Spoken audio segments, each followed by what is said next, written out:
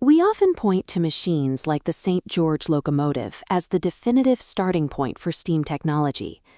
Images of these sprawling factory floors reinforce the idea that heavy, industrial steam power belongs strictly to the 19th century.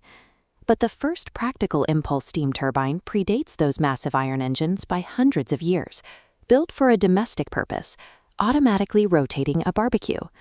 To find where this technology actually began, we have to look much further back than the European Industrial Revolution. While inventors like Hero of Alexandria designed the Aeola pile in the 1st century, his machine relied on a reaction principle. Steam shot out of the vessel to make it spin, like a modern lawn sprinkler. While this demonstrated movement, it couldn't easily transfer that energy to external gears.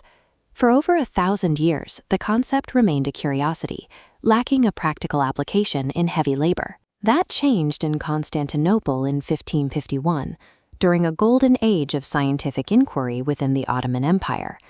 An engineer and polymath named Taqiuddin Muhammad ibn Maruf published a manuscript titled The Sublime Methods of Spiritual Machines.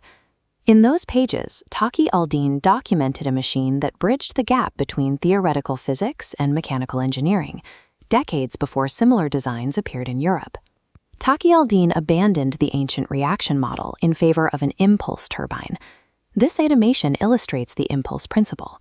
Instead of steam pushing a container backward, you aim a high-speed jet of steam directly at an external object to transfer that kinetic energy upon impact. By striking a blade with a focused jet, Taqiuddin achieved a far more efficient transfer of energy. This same impulse mechanism, directing a high-velocity fluid against a series of vanes, is the exact principle used in the turbines of modern electrical power plants. This schematic shows how Taqiuddin outlined the assembly of his 1551 invention. He started with a closed vessel of water, heated by an open fire to generate pressurized steam. That steam was forced through a narrow spout, focusing the pressure into a concentrated jet. This jet was aimed at a wheel fitted with flat vanes. As the steam slammed into the blades, it caused the wheel to rotate rapidly. To handle a rotisserie's weight, he connected the wheel to reduction gears. These slowed the rotation while multiplying mechanical torque. That torque was transferred to a drive shaft, turning a heavy spit and roasting the meat evenly without manual effort. By perfectly aligning these parts, he took the chaotic energy of heat and translated it into a controlled, labor-saving tool. While a steam-powered rotisserie is clever, for Taqiuddin it was a minor application of a much larger body of work. He was primarily an astronomer. In 1577, he founded the Constantinople Observatory and developed astronomical clocks precise enough to measure seconds for his observations. He also wrote extensively on the physics of light, exploring reflection and refraction in ways that echoed the earlier works of Alhazen. This schematic of his 6-cylinder monoblock water pump demonstrates his reach as an engineer.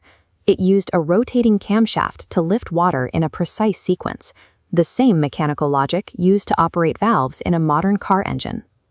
Taqiuddin was a systematic scientist whose engineering logic spanned everything from the stars to water management.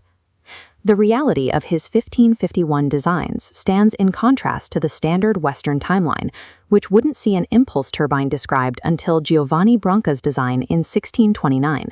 This represents a 70-year period where Ottoman mechanical theory moved significantly faster than what was being recorded in Europe.